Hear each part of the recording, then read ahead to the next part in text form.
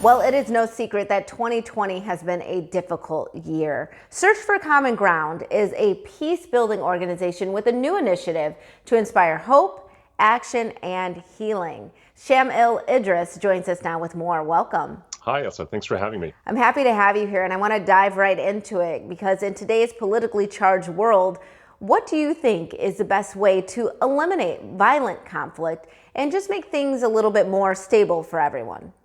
Well, you started out by stating something that I really agree with, and I think maybe billions of people would agree with right now, which is that 2020 has been really hard.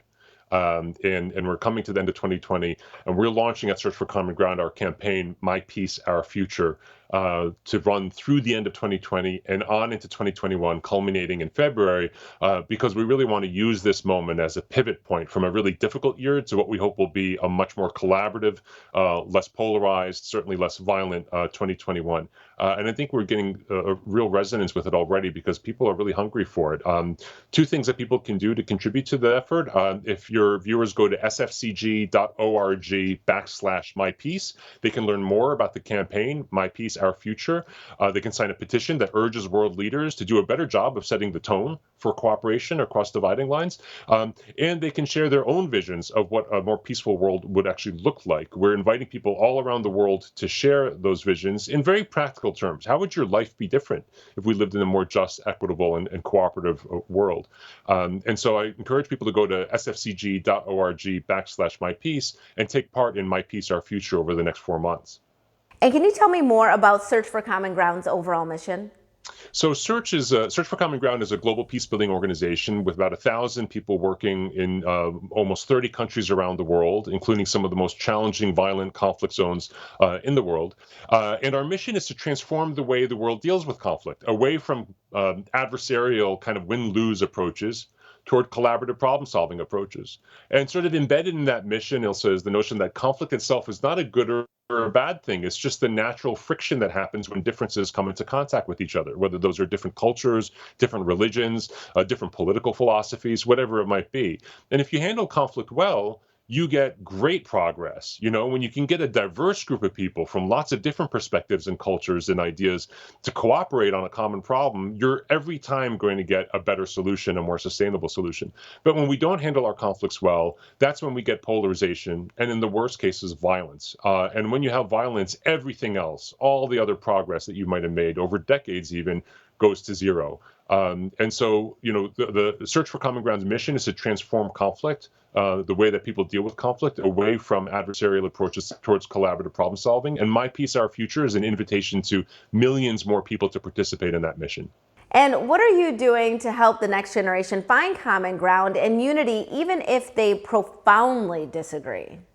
Well, young people are oftentimes talked about as if they're the leaders of tomorrow, and they are in a fashion. But what we've seen throughout history and across cultures is that young people are oftentimes the leaders of today. Every major social movement towards a better world has had young people on the front lines.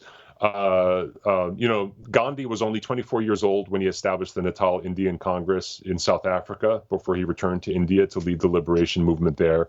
Nelson Mandela was only 25 when he co-established the youth wing of the African National Congress.